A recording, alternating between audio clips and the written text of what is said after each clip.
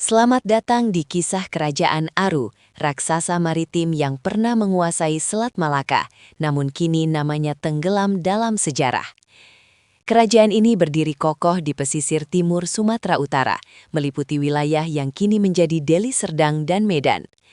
Masa kejayaannya terbentang dari abad ke-13 hingga pertengahan abad ke-16, menjadi saksi bisu dinamika geopolitik Nusantara.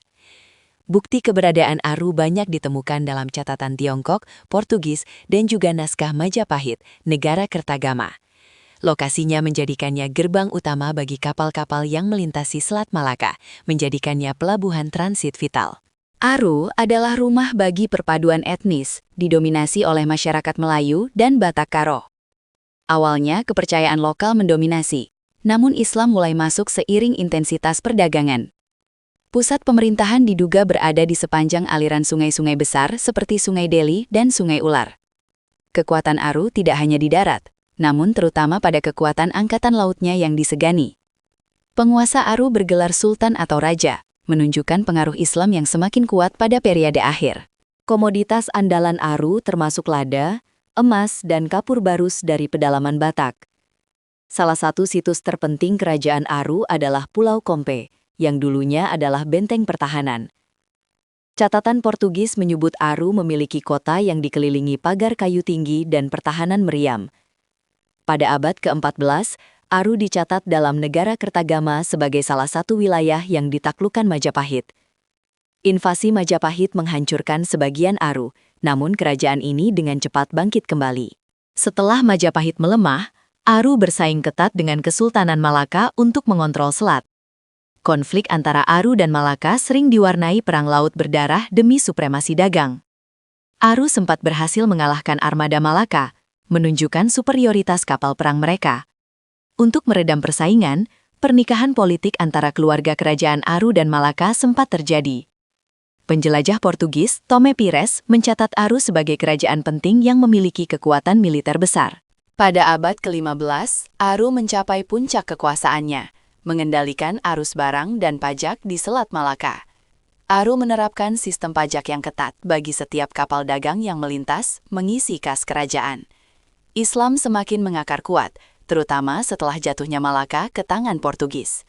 Peninggalan lain seperti Kebun Raya Sriwangi menunjukkan kemajuan dalam sektor pertanian dan tata kota. Penemuan keramik Tiongkok dan artefak lokal membuktikan intensitas hubungan dagang internasional.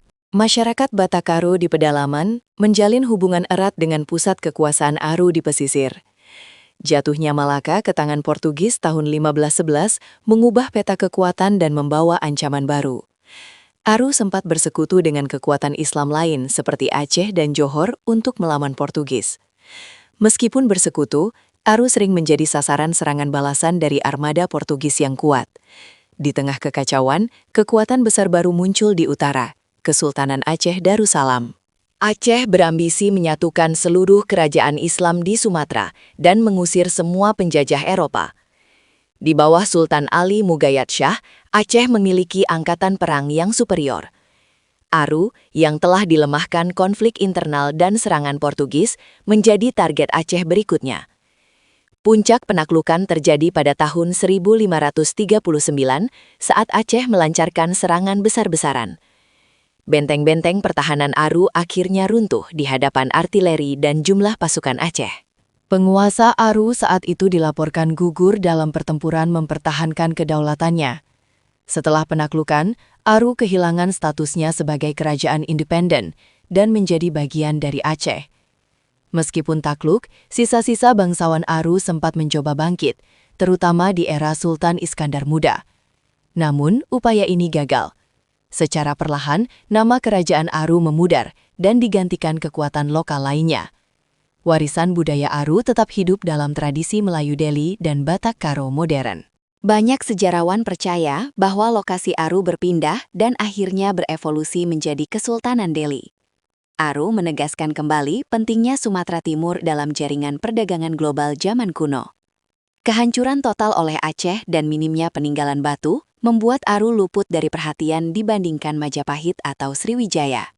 Kisah Aru adalah titik balik, menunjukkan bagaimana persaingan antar kerajaan lokal membuka jalan bagi dominasi kekuatan baru. Hingga kini, penelitian arkeologi terus dilakukan untuk mengungkap detail benteng dan kehidupan kerajaan Haru yang sesungguhnya. Meskipun hilang, kisah Aru mengajarkan kita tentang ketahanan dan peran penting Sumatera dalam sejarah maritim dunia. Mari terus gali dan hargai setiap kepingan sejarah Nusantara yang membentuk identitas kita hari ini. Terima kasih telah menonton video ini hingga selesai. Jika video ini bermanfaat, bantu dukung dengan like, share, dan subscribe, supaya kami bisa terus menghadirkan konten menarik lainnya.